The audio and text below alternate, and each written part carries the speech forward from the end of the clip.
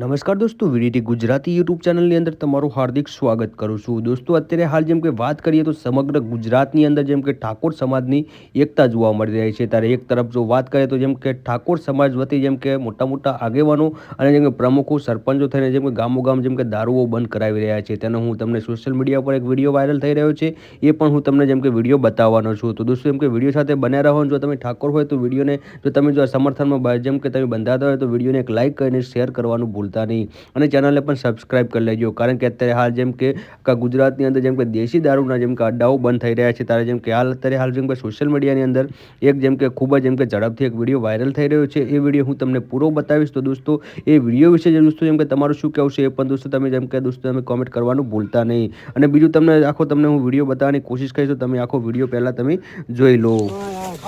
દારૂ દૂષણ છે અને દારૂના દૂષણને જુઓ.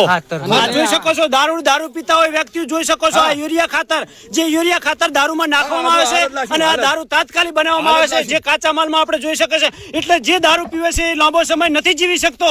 તો જે દારૂ પીતા હોય એ લોકોએ સમગ્ર વિચારવા કરવા જેવી બાબત છે. આ કાચા માલમાં તમે જોઈ શકો છો, આ દારૂનું બનાવવાની પ્રક્રિયા છે અને આ કાચો માલ હાલ જ નાશ પામે છે અને આ કાચા માલનો નાશ કરવામાં આવે છે, જેમાં યુરિયા ખાતરનો ઉપયોગ કરવામાં આવે છે.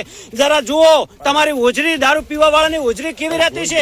એટલે જ કહેવત છે કે થોડો સમય દારૂ પીવા વાળો જીવે છે અને ટૂંક સમયમાં મૃત્યુ પામે છે. એક મિનિટ જોઈ શકો છો, આપણે અત્યારે હાલ જોઈ શક્યું છે.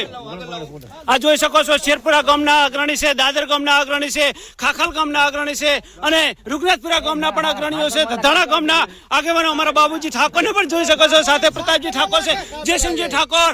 આ કાચા માલનો નાશ થઈ રહ્યો છે અને ખરેખર આ દારૂ જોયા પછી એવું લાગે છે કે ખરેખર એકદમ આજે જેની અંદર યુરિયા જેવા ઘાતક દ્રવ્યો નાખવામાં આવે છે, ખરેખર માણસો મરી રહ્યા છે.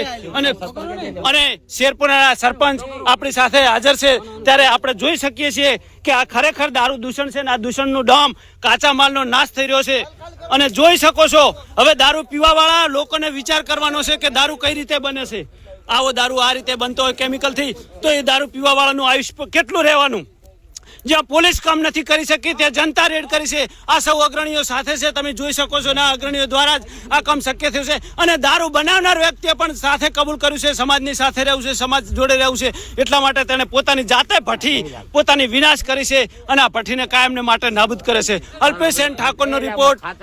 જય સદારામ બાપા. ઠાકોર સમાજને સુધરવાની તક છે તો સુધરો અને સુધરવું જરૂરી છે. દારૂ જેવા દૂષણથી દૂર રહો, સમાજની આગળ પ્રગતિ થાય.